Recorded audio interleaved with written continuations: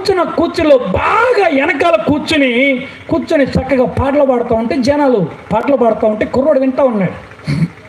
వింటున్నాడు. దైవజనుడైన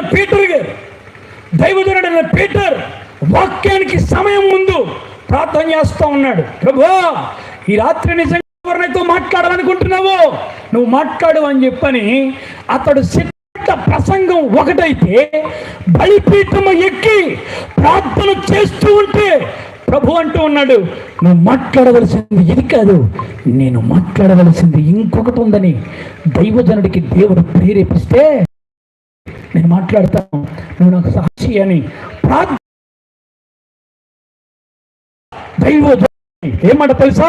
ఓ యవనస్తుడా, నీ యవన కాలంలో నిశ్చయముగా తిను త్రాగు సుఖించు, కానీ ఒక రోజున నిశ్చయముగా దేవునికి లెక్క అప్పగించవలసి ఉన్నది. నీవు నిశ్చయముగా నీ కుటుంబానికి తెలియకుండా ఎవరు నన్ను చూడట్లేదు అని నువ్వు అనుకుంటూ ఉన్నావేమో.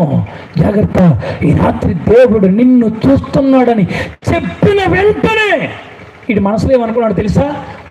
సారిగా ఆ మాట గుచ్చుకుపోయిన వెంటనే పెద్ద రాడు చేత్తో పట్టుకున్నాడు.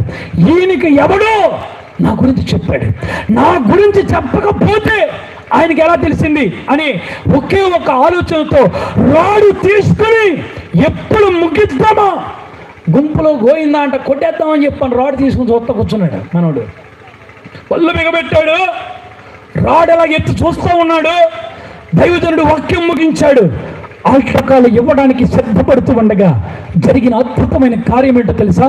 ఒక పక్కన రాడు పెట్టి ఎత్తిపెట్టి దైవజనుని కొట్టాలని ఆలోచన కలిగి ఉన్న యవనస్తుడు అప్పుడే సాయంత్రం పని నుండి అమ్మ ఇంటికొచ్చి కాళ్ళు కడుక్కుని తన 2 చేతులు పైకెత్తి తన కుమారుడు కొరకు ప్రార్థన చేస్తూ ఉంది. అయ్యా, రాత్రి నా కుమారుడు ఎక్కడున్నా, ఏ పరిస్థితిలో ఉన్నా, నా కుమారుని రాత్రి నిశ్చయముగా మాట్లాడయ్యా, నా కుమారుని రాత్రిని దర్శించయ్యా, ఈ రాత్రిని పట్టుకో ప్రభు అని తన తల్లి మోకరించి ఇంట్లో ప్రార్థన చేస్తూ ఉంది. ఒక పక్కన రాడు తీసుకుని దైవజనుని కొట్టడానికి సిద్ధపడుతున్న సమయంలో పరిశుద్ధాత్మ దేవుడు ఒక్కసారిగా ఆయన మీదకి దిగి వచ్చేసాడు. హల్లెలూయా.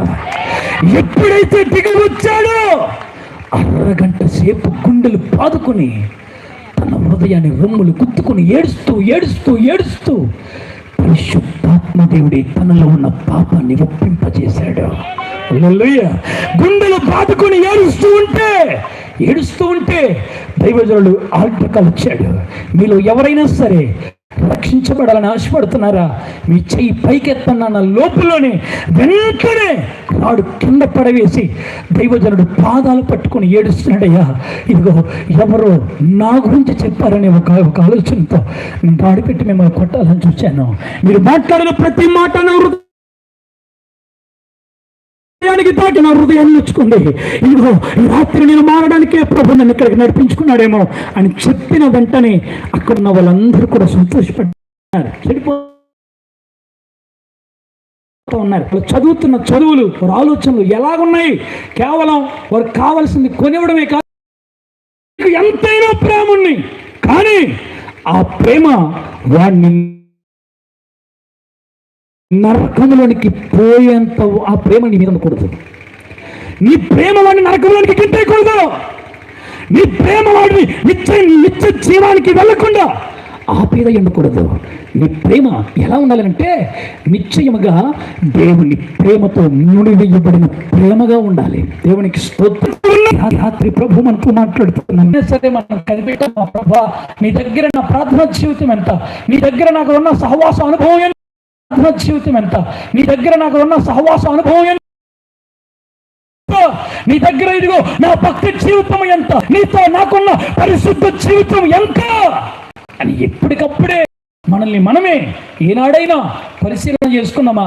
ఈ రాత్రి పరిశీలన చేసుకునే అవకాశం ప్రభు మనకిస్తూ ఉన్నాడు.